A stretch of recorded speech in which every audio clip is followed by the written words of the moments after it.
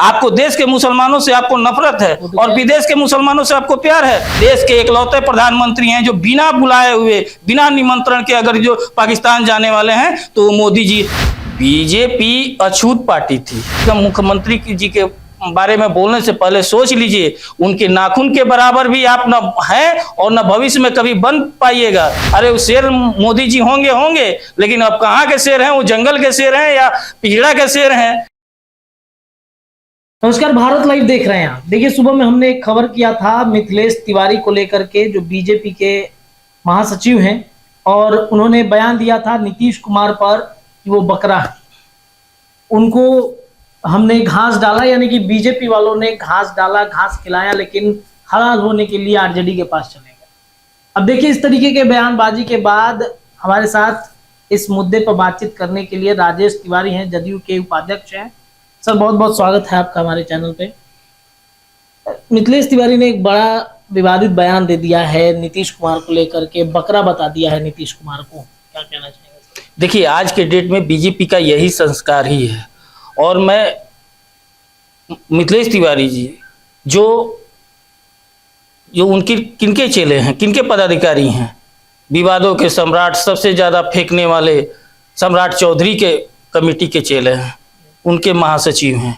तो असर पड़ रहा है। अब वो सम्राट चौधरी बनने की कोशिश कर रहे हैं, लेकिन सम्राट चौधरी का क्या हर्ष होगा ये तो सबको ही जानता है आने वाला चुनाव में। और बोल बोल करके विवाद को, अगर इस तरह से एक चुने हुए मुख्यमंत्री को ये शब्द कहना कितना बड़ा दुर्भाग्य की बात है। क्या इस तरह का एक जो पूर्व जनप्रतिनिधि रहा हो, एक प्रदेश का कमेटी का जो है महासचिव हो, और एक मुख्यमंत्री के बारे में इस तरह का शब्द, बकरा शब्द का इस्तेमाल कर रहा है, बोल रहा हो, ये सोच लीजिए क्या संस्कार है और किस तरह का वो पार्टी का आज का नीति है। वो खुद मिथिलेश तिवारी जिस तरह का भाषा बोल रहे हैं, क्योंकि वो आपको बोलबे किए कि वो सम्राट चौधरी बनना चाह रहे हैं। आप ये देख लिए किस तरह से चमचाई करके और किस तरह से सिक्कों से तौल करके, ताज पहना करके उनको मिले। उनसे बड़ा बड़ा जनाधार वाले लोग जो है आज कमेटी से बाहर हैं, लेकिन वो देख लीजिए कि आज इनका क्या स्थिति है। इस तरह से बोल करके अपना ये जगहसाई ही कर रहे हैं। और मिथिलेश तिवारी जी बोलने से पहले, कम से कम मुख्यमंत्री जी के बारे में बोलने से पहले सोच लीजिए, उनके नाखून के बराबर भी आप न हैं और न भविष्य में कभी बन पाइएगा। यहाँ तक कि 7 जन्म तक भी आप नहीं बन पाइएगा। इस तरह का भाषा का इस्तेमाल मत कीजिए, ठीक है? आप जिस तरह से शेर के तुलना कर रहे हैं, अरे वो शेर मोदी जी होंगे, लेकिन अब कहाँ के शेर हैं? वो जंगल के शेर हैं या पिछड़ा के शेर हैं? ये जनता डिसाइड करता है। लेकिन इस तरह से एक चुने हुए मुख्यमंत्री के बारे में बोलना ये शोभा नहीं देता है। उन्होंने कहा कि बीजेपी के साथ हम इतने दिन तक जो है नीतीश कुमार रहे, उन्होंने मुख्यमंत्री बनाया, भाजपा वालों ने मुख्यमंत्री बनाया, और बार बार उनका जो है मन डोल जाता है, आरजेडी के साथ चले जाते हैं। बीजेपी अछूत पार्टी थी। अगर उसको समाज में, पूरा देश में जो है सबसे ज्यादा जो है आप 97 से गठबंधन रहा, और उस समय बीजेपी के साथ कोई गठबंधन नहीं करता था। एक शिवसेना था, वही गठबंधन और अकाली दल का था, उसके बाद समता पार्टी का था। इस तरह का बोल करके वो ये हास्यास्पद बयान दे रहे हैं। और ये है कि उन लोगों को, अगर वो विधायक बने और उसके बाद जो है जिस तरह से सत्तारूढ़ दल हुआ, वो सत्तारूढ़ दल हुआ तो माननीय मुख्यमंत्री नीतीश कुमार जी के बदौलत हुआ। बीजेपी को बिहार में सत्ता का भागीदारी बना। इस तरह से बोल करके नीतीश कुमार पर कोई एहसान नहीं है, बल्कि हम जदयू का एहसान जो है भाजपा पर है, ठीक? और जिस दिन वो हटाए उस दिन वो आ गए ना बाहर रोड पर। तो इस तरह का बयान देना, और इस तरह से नीतीश जी क्या है, ये सम्राट चौधरी छोड़ दें, और मिथिलेश तिवारी तो कहीं उनका हैसियतें नहीं है। अपने साथ तनसा से पूछे, जिस विधायक को, जिस सरकार को गिराना चाहे सांसद चाहे वो खरीद लेते हैं, लेकिन बिहार एक ऐसा प्रदेश है कि उनको रातें रात बाहर कर दिया और उनका सब सपना चकनाचूर कर दिया। लेकिन इस तरह से भाषा बोलना ये शोभा नहीं देता है। सनातन धर्म पर जब हमने सवाल किया तो जगदानंद सिंह पर वो काफी ज्यादा बरस गए। उन्होंने कहा कि इस तरीके से एक मुस्लिम वोट को वो साधने के लिए ये बयानबाजी कर रहे हैं, नीतीश कुमार कुछ बोलते नहीं है। इस पर क्या कहना चाहेंगे? देखिए, उन लोगों को सनातन धर्म पर भाजपाइयों को बोलने का तो हक नहीं है। अभी छोड़ दीजिए पहले के बाद, आज देखिए अरब देश के आए हुए हैं प्रधानमंत्री, उनसे गले मोदी जी मिल रहे हैं। वो क्या हैं? और वही इस देश के मुसलमानों से, उन लोग से नहीं गले मिलते हैं, दूर से ही प्रणाम कर लेते हैं। और क्या बात है, आपको देश के मुसलमानों से आपको नफरत है और विदेश के मुसलमानों से आपको प्यार है। बिना बुलावे आप खाने चल जाते हैं बिरयानी पाकिस्तान। देश के इकलौते प्रधानमंत्री हैं जो बिना बुलाए हुए, बिना निमंत्रण के अगर जो पाकिस्तान जाने वाले हैं तो मोदी जी। ये लोग अगर जो सनातन धर्म पर बात करते, सनातन धर्म पर आप भी जानते हैं कि सनातन धर्म में अगर जो कोई घटना अगर माता पिता का हो जाता है अगर, तो उसके बाद हम लोग क्या करते हैं, पूरा बाल मुड़वाते हैं, गंगा अर्पण करते हैं। हमारा इतिहास से लेकर के पूरा सनातन धर्म में, पूरा वेद पुराण में है। और यहाँ क्या हुआ आप देख लीजिए, कोई भी हो, चाहे उत्तर प्रदेश का मुख्यमंत्री हो, दर्शन करने अपने पिताजी से बड़ा, क्या माता पिता से क्या हम बड़ा होते हैं भगवान?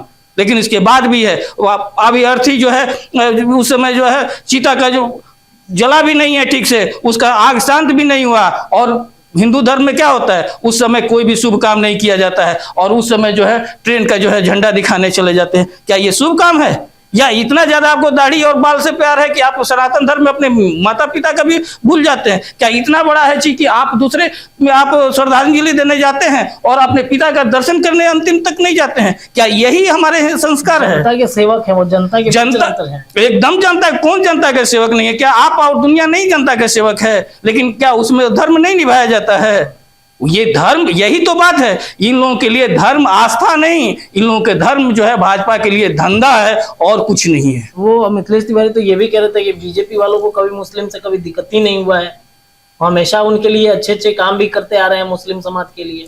अरे वो किसी भी समाज के लिए काम नहीं किए हैं, वो न हिंदू धर्म के लिए किए हैं, न किसी चीज के लिए नहीं किए, न देश के लिए किए हैं। वो सिर्फ और सिर्फ अपने लिए किए हुए हैं। आज जो है 75-76 साल हुआ है, कोई पार्टी जो कांग्रेस इतना पुराना 100-150 साल पुरानी पार्टी है, लेकिन पूरे देश में हर प्रत्येक राज्य में नहीं है, प्रत्येक जिला तक उसके कार्यालय नहीं है। लेकिन आज बताइए ये पार्टी जो है एकदम 5 स्टार होटल टाइप के पूरे प्रत्येक जिला में जमीन खरीद करके अपना हाईटेक जो है ऑफिस बना रहा है। कहां से बन रहा है?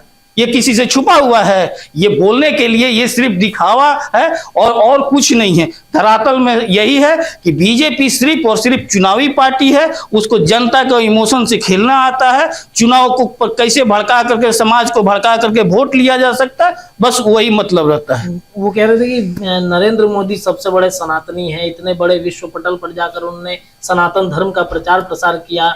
जब शपथ लेने जा रहे थे प्रधानमंत्री का, उसके पहले गंगा जल अर्पित किया है। तो आपको नहीं लगता वाकई में नरेंद्र? अरे वो तो अभी कम बोले, वो तो बोले कि गंगा जी गंगोत्री से जब निकली हैं तो मोदी जी जब जन्म लिए तभी निकली, और उसके बाद जो गंगा सागर में जाके मिले हैं उन्हीं के बदौलत मिली हैं। असल में गंगा जी को लाने वाले जो है वो भगीरथ नहीं, वो नरेंद्र मोदी हैं। अभी तो बहुत कम बोल दिए हैं, क्योंकि कुछ भी बोल सकता है लोग। उन लोग बीजेपी का बोलने का कोई नहीं है, वो हमेशा कुछ ना कुछ प्रूव कर देगा। हकीकत यह है कि इस देश में एक से एक सनातनी है, सब कोई जो भी है हर कोई सनातन धर्म को मानता है। और ये सनातन धर्म की बात है, सनातन धर्म को ये लोग क्या समझते हैं? ये लोग तो अंग्रेजों के पिट्ठू हैं। अंग्रेजी समय पूरा देश जो है लड़ रहा था, चाहे वो मंगल पांडे हो, चाहे वो चंद्रशेखर आजाद हो, जितने भी हैं वो लोग, सब कोई जो देश के लिए लड़ रहा था। ये लोग क्या कर रहे थे? ये लोग उस समय अंग्रेजों के लिए मुखबिरी करते थे।